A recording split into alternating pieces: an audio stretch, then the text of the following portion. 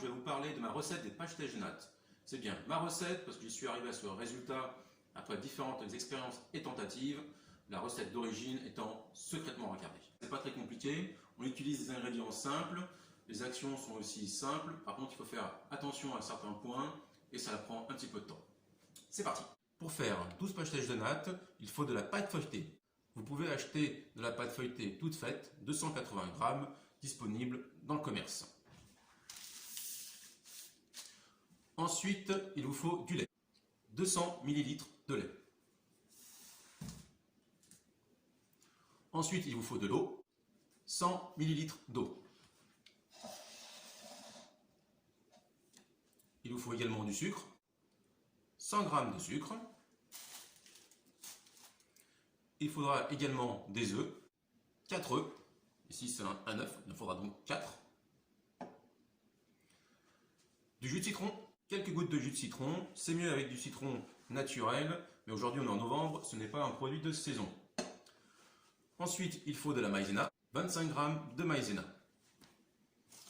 Et pour préparer les pastèches de nattes, il vous faut des moules et du beurre.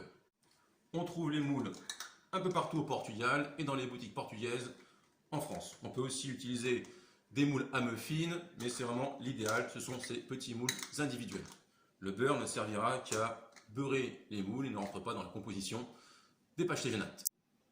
Première étape, préparation de la pâte. Vous l'enroulez en essayant d'être le plus serré possible.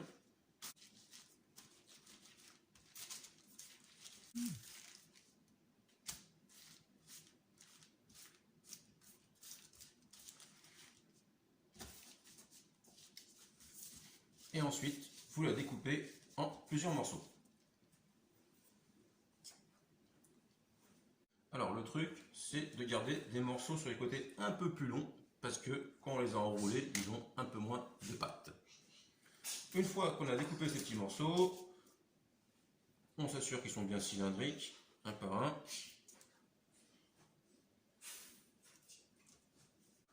Nous allons préparer les moules.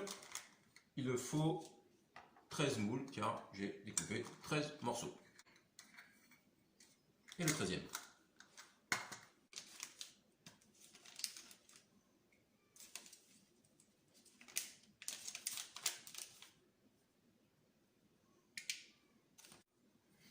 Donc, on va beurrer les moules directement avec les doigts. C'est pas grave s'il y en a plein les doigts, ça sera utile pour la suite lorsqu'on mettra la pâte.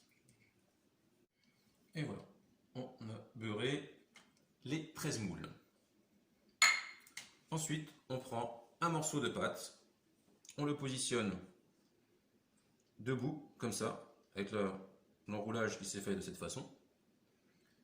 Et on va l'enfoncer et l'aplatir dans le moule, de manière à petit faire monter la pâte. Et on va le faire comme ça pour tous les moules.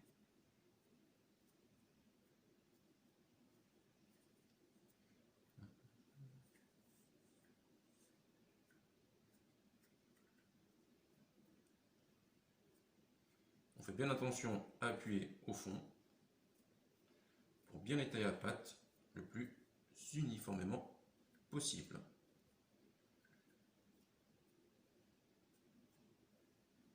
Voilà, on a fini, qu'on est arrivé à ce résultat. On a fait les 13 petits moules.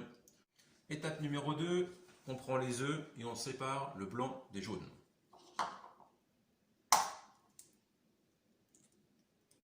Vous mettez directement les 4 jaunes d'œufs dans une casserole, parce qu'après on va faire passer tout ça à feu moyen. Voilà. Vous mettez les 100 ml d'eau. On rajoute les 200 ml de lait, les 100 g de sucre,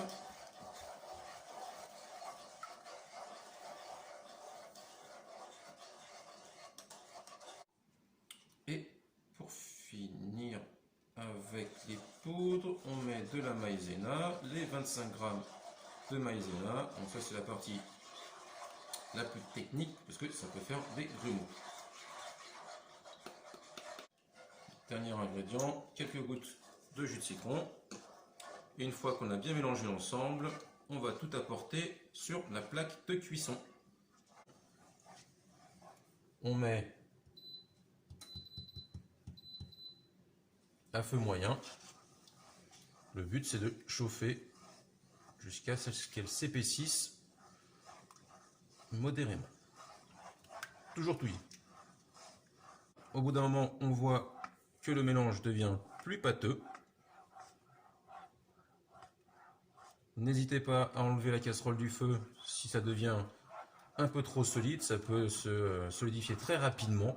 Bien maîtriser la cuisson et s'assurer qu'on reste un petit peu une substance, un peu comme de la mayonnaise. Ça veut dire que la garniture est prête. Une fois que la garniture est réduite, on va remplir chaque petit moule avec la garniture. On répartit équitablement la garniture dans chaque moule.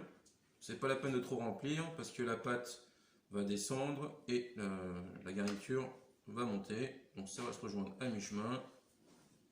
On répartit un maximum et on essaye de rester à peu près à 1 cm du bord. On a rempli équitablement les différents futurs pastéis. Étape suivante, on met tout ça au four. On met au four 240 degrés, 15 à 20 minutes.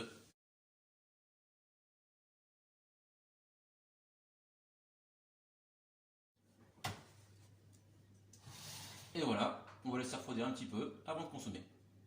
Les pastèques ont refroidi, ils sont prêts à être dégustés et si on a bien travaillé, ils se démoulent facilement comme ça. Merci à tous d'avoir regardé cette vidéo, faites des bons pastèques et à bientôt.